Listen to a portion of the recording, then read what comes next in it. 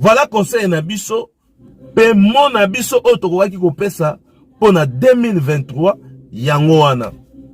Tokosukisa boye etake analyste spirituel.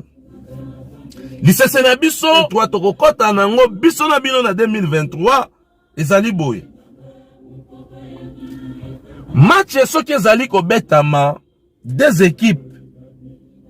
Objectif ezalaka bo gagner. Soit équipe moko e gagner, équipe mususu e perdre. Alors soki bozali ko gagner, c'est-à-dire victoire ezali ya bino. Et soki bo perdre, échec pe ezali ya bino. Match normalement ebetamaka 45 minutes. Première mi-temps, 45 minutes, deuxième mi-temps. Donc, il faut dépendre na l'arbitre. Ce qui a coupé Sabino 2 minutes ou bien 3 minutes, il y a extra time. To benga kayango extra time. Mais ce qui peut à l'arbitre à l'ingité, beaucoup souka na 90 minutes, selon volonté à l'arbitre. Des équipes ezali kobunda. Objectif ezali, bozwa victoire. Première mi-temps et betami. Équipe moko ezali ko gagner 20 buts à 0. Arbitre ezali kotala bino ndenge bozali ko beta match. Soko sali mabe a siffler, soko sali mabe a siffler. Tous les deux équipes. Arbitre ezali na kati état comme intermédiaire. État comme maître. Chaque équipe ezali na entraîneur na ye. Équipe o ezali ko pola ezali na entraîneur na ye. Équipe o ezali ko mener 20 buts à 0 na première mi-temps pe ezali na entraîneur. Tangu des équipes eke na mi-temps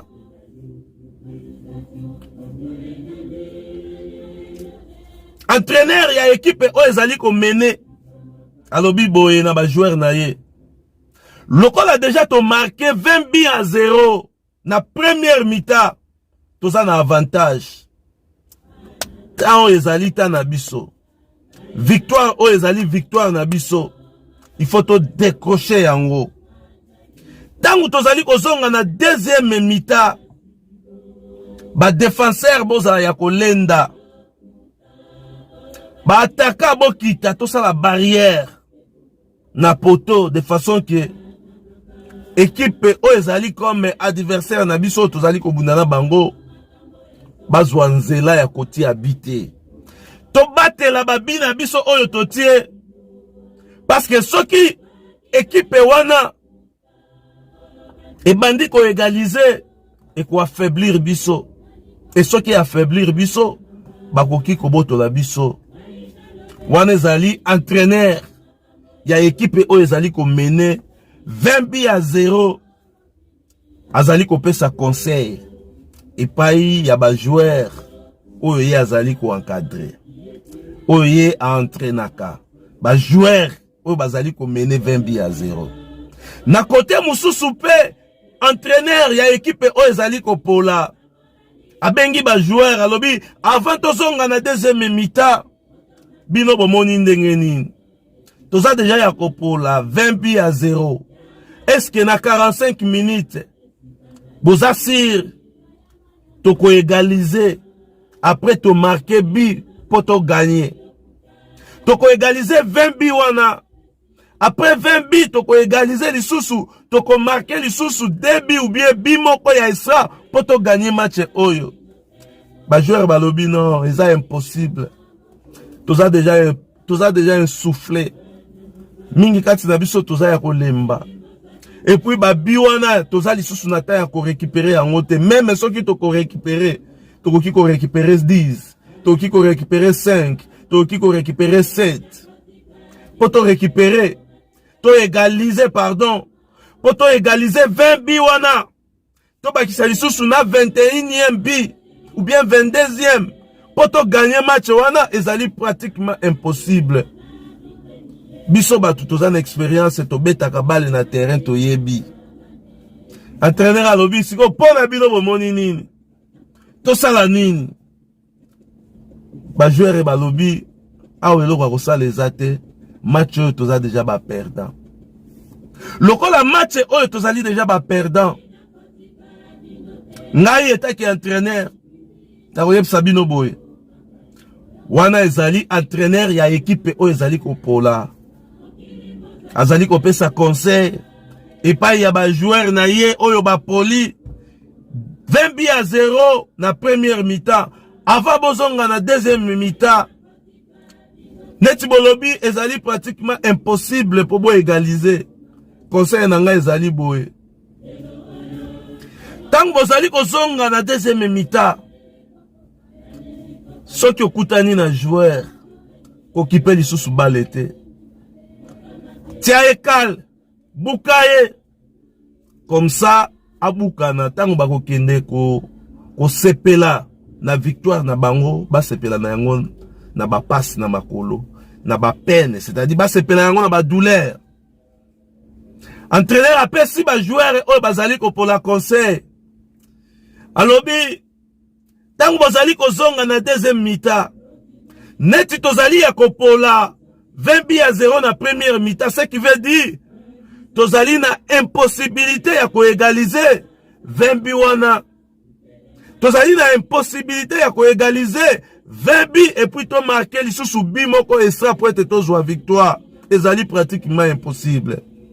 Alors neti bango bazali kokende kosepela na victoire oyo babandi déjà kobeta biso 20 buts à 0 na première mi-temps victoire wana botika bango basepela yango ndenge wana te tango tozali kozonga na deuxième mi-temps soki okutani na joueur tika bale buka joueur kokipe lisusu bale te buka ye comme ça tango bakokende kosepela basepela na bapasi na makolo na badouleur basepela na bapene ya ndenge na ndenge wana ezalaki conseil oyo entraîneur ya équipe oyo ezali kopola ebandaki koyebisa bajoueur na ye avant ya kozonga na deuxième mi-temps par rapport ya match oyo bango babetaki oyo bazali déjà kopola 20 buts à 0 na première mi-temps batata ba maman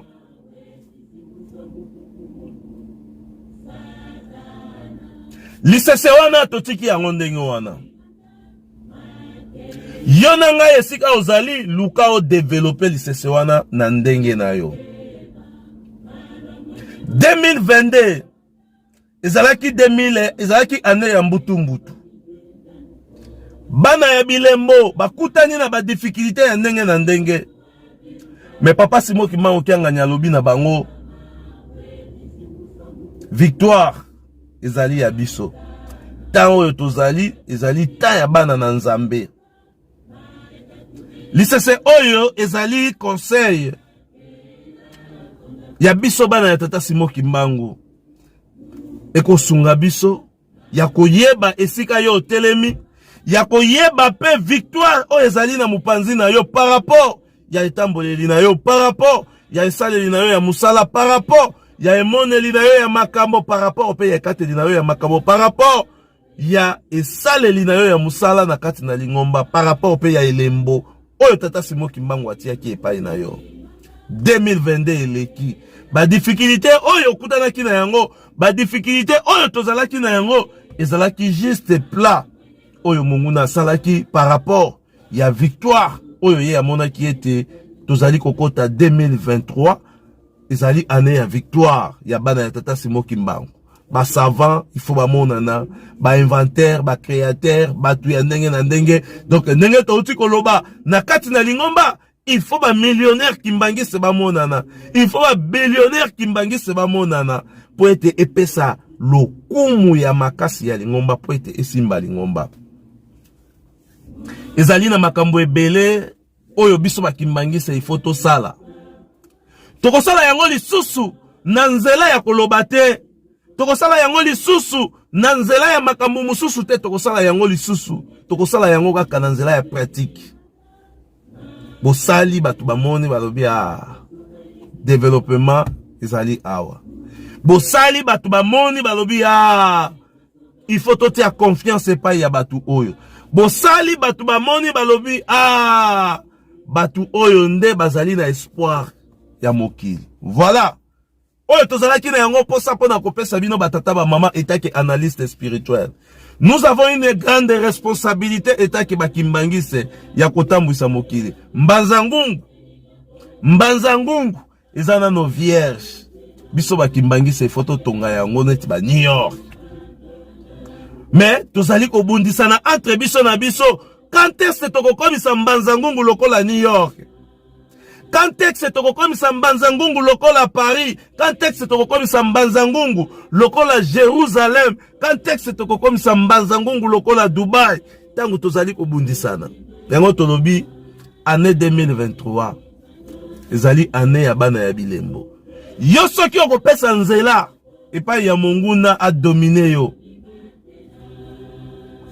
Ezali faute na yo moko.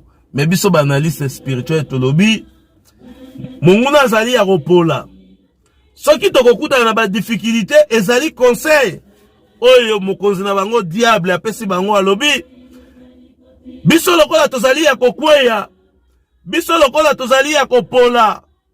Bana ya tata Simo Kimbangu o bazali na bilembo. Basepela kaka na kembo. Kaka boye.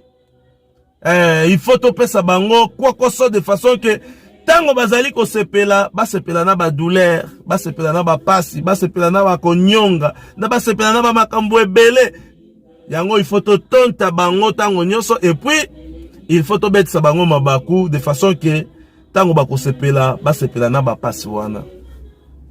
Zala na courage, mwana ya tata Simo Kimbangu tango oyo ezali tango na biso ndenge to uti koloba. Il faut to sala ya minene ya koleka. Biso tozali koya na un système oyo toko implanter na kati na lingomba na kati na mokili. Un système, tolobi bien. Un système. Un système. Tozali koya na un système. Na un système oyo ekopesa biso mwa ba orientation ya makambo ebele. Tata Simo Kimbangu azali kosala na kati ya bana na ye oyo bazali na bilembo. Chap, ne tokutani na bino na ba activité oyo tozali kobongisa na 2023. Wana ezalaki mona biso ya 2020 po tokota na 2023 pona ba téléspectateurs na biso oyo bakolandaka biso à travers le monde. Africa 21 TV nde ezali esika oyo tokotiaka ba publication na biso, ba émission na biso et tozali wana tozali pona ko publier ba maloba ya ba papa, ba nzembo na biso, ba activité mususu ya lingomba pona ko sala ndenge balobi yango promotion ya lingomba ya tata Simo Kimbangu à travers le monde.